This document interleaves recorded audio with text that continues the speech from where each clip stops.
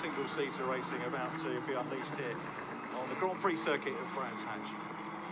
Here's how they line up for round 6. Double pole this weekend for championship leader coming to Brands, Zach O'Sullivan. Alex Connor is alongside. On row 2, superb performance by the rookie, Nico Pino, and then Roberto Faria next to him. Luke Browning on row 3 with Casper Stevenson. 4th row, Abby Pulling with Roman Belinsky. Christian Mansell on row 5 with Matthias Sakaseta. Then it's Frederick Lubin and Nat Hodgkiss. Grid completed by Rima Jafali, Rafael Villagomez and James Headley. If you're wondering why James Headley is off the back of the grid, they had some problems at JHR yesterday with he was unable to get out for qualifying, and I was racking my brains watching qualifying, trying to work out who it was that wasn't out there, because there are only 14 cars, and it turns out it was Headley had an electrical problem, which they managed to sort out after race 1. The man we're looking at, Rafael Villagomez, had a non-finish yesterday, had a little bit of a coming together in the first race of the day, so he's been on the back foot just a little bit. And here's what happened. Keep your eyes on the silver and yellow car. It's Nat Hodgkiss having a go to try and go past, and just tags the back end of the car. And very sadly, game over for the driver of car number 8, the Fortec man, sadly out of the race. But ready to have another go here is Rafael, the Mexican driver. Has had three really good points finishes at Donington Park. Marks himself out as a good prospect for the championship, and particularly the rookie title, because he's a first-year car racer and had the most places gained in race number 1 at Donington and came away leading the rookie standings. But as you heard already, we've had a number of different race winners, 4 different race winners in 5 races so far, and we've got a new driver leading the rookie championship at the moment for first-year drivers, which is the man who took the second race yesterday and became the first rookie winner this year, and therefore took the £5,000 bounty that goes with that. You might remember Zane Maloney, last year's champion, grabbing a win. I think his first race win, if I remember correctly, was round 8. Yes, it was round 8 of the championship. And then we couldn't stop him winning, could we? As we look at Abby Pulling, who took her first career podium in car racing and indeed single-seaters yesterday. Great result for Abby. But qualifying-wise, the weekend very much about young Zach O'Sullivan. I've been trying to tease information out of Zach via social media or phone calls or whatever, and he's been a little bit reluctant. I think maybe worried about getting his leg pulled at the moment, as a lot of these youngsters are. There's James Headley pulling up at the back of the grid, the reigning Ginetta Junior champion, very much on the back foot. Now remember, the grids are formed in F4 racing by qualifying, fastest and second fastest time race 1, second fastest time race 3, and the partially reverse grid race 2 that we had yesterday. Lights on here at Brands Hatch. Zach O'Sullivan for Carlin. Arden Motorsports, Alex Connor on the outside, and Connor sweeps down into P2 ahead of the third place car. Nico Pino goes straight to the outside, and since he consolidated second, he decides to attack Zach O'Sullivan side by side for second position. Luke Browning trying to come up in the mix in the 11 car, and Browning's done it. Luke Browning from 5th position up into 3rd place.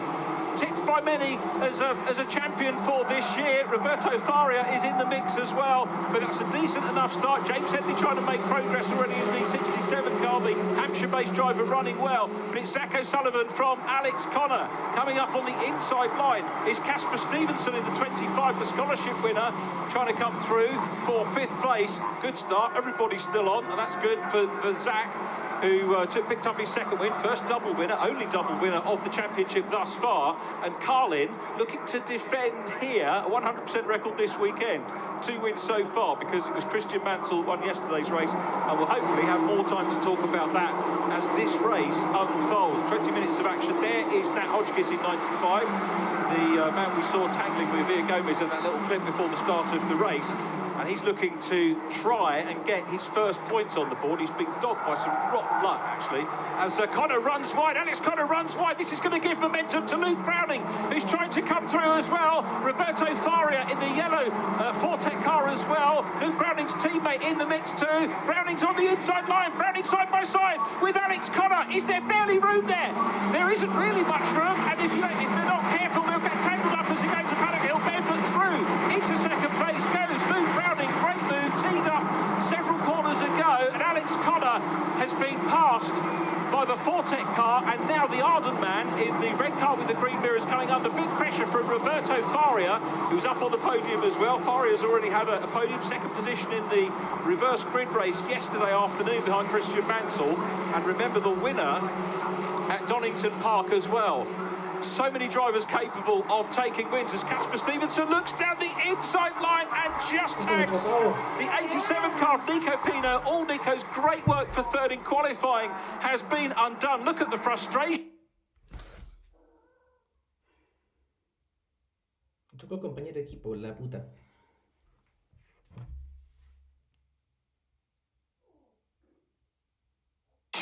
You can see as he nods, and he's going to, I think, coming round the short way. He'll get fastest lap if he goes through bits and registers, but he'll have to get the car checked out. But Casper Stevenson wanted that position and moved up into sixth place. Still fighting here. The 21 car in blue is Christian Mansell, busy chasing Abby Pulling. Remember, Pulling a podium finisher yesterday. And has been top six again in qualifying. Has been putting in some very good performances.